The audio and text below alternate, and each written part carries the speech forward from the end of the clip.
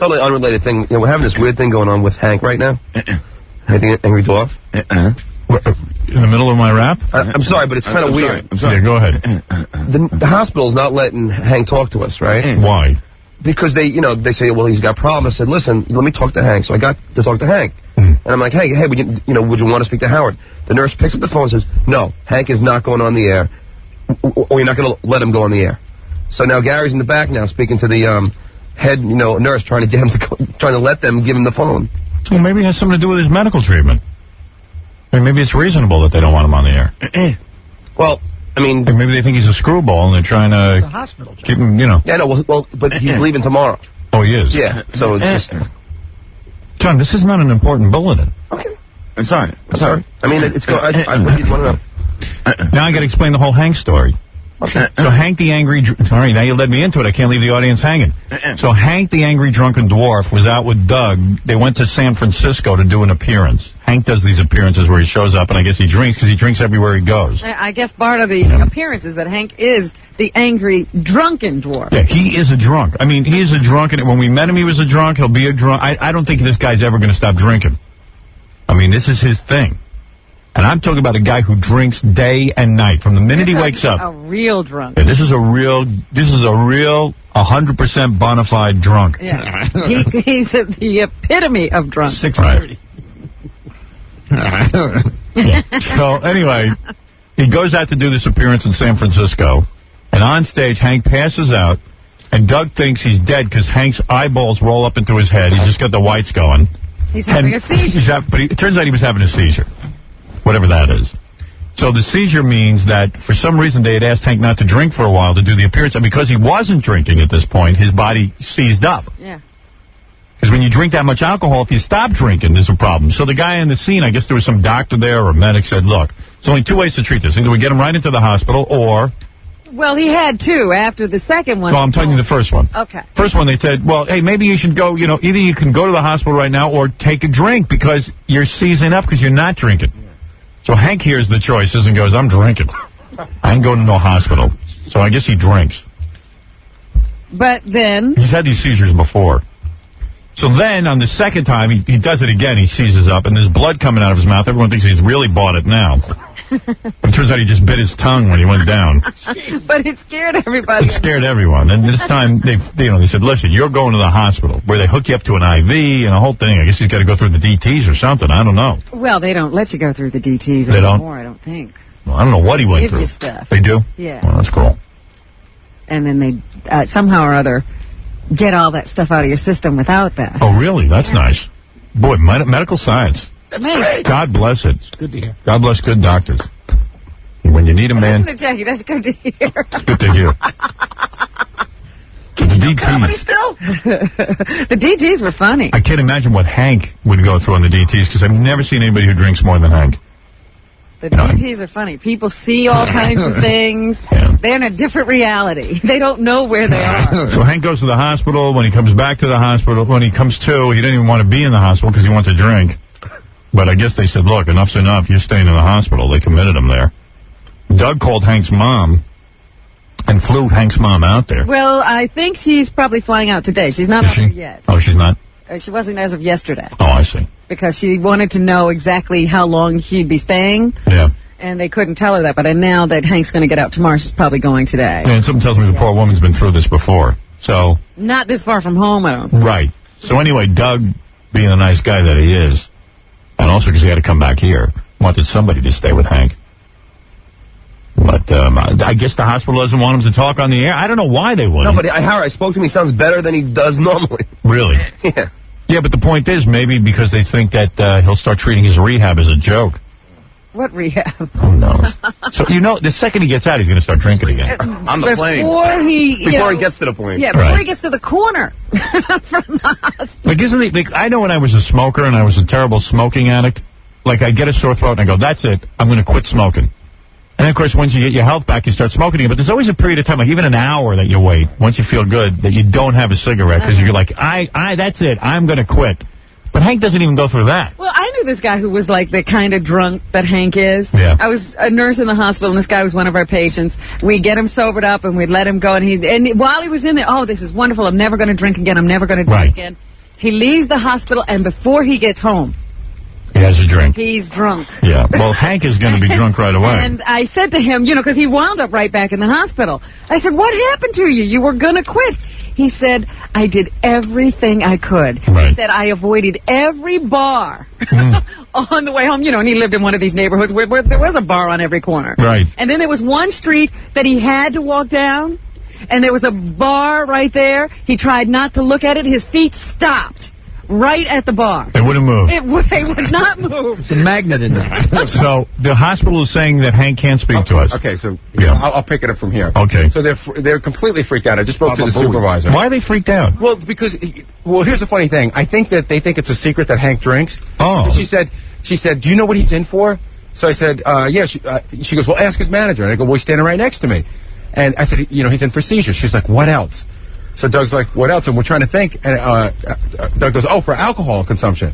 She's like, yes. And I go, yeah, we know that. Yeah. He drinks. All of America knows that. But I think she thought that, like, she was... it was like a secret. Big, like it was a revelation. secret. And that once we knew that, we'd know why it was inappropriate to talk to Hank. Oh. So... Inappropriate? There's nothing appropriate about Hank. That's what she's saying. She's saying it's inappropriate for us to call him while he's in the hospital. Oh, really? That, and she keeps making up rules as we spoke. The supervisor just hung up on me because I was trying to...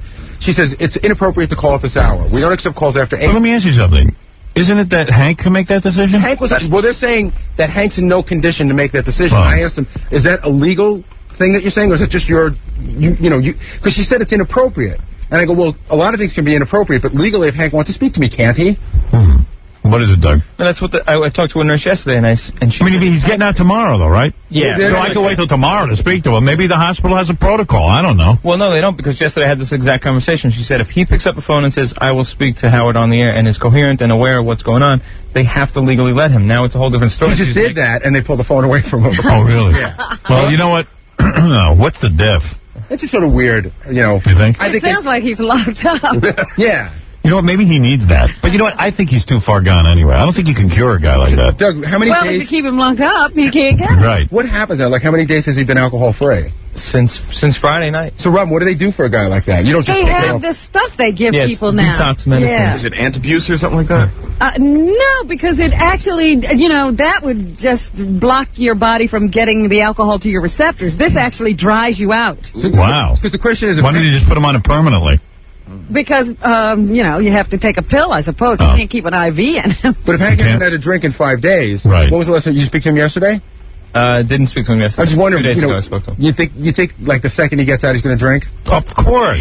That's his. What else is he going to do? He's Hank. Do they have a liquor store in the hospital? I mean, unless they psychologically remove they remove a piece of his brain, like give him a lobotomy. And he can't. forgets Yeah. 5 who feet he tall. is. I mean, yeah, right. Make him forget he's a dwarf. Get him funny. It's a tough life being a dwarf, man. Yes. He's killing the pain with alcohol. I don't blame him. I do the same goddamn thing.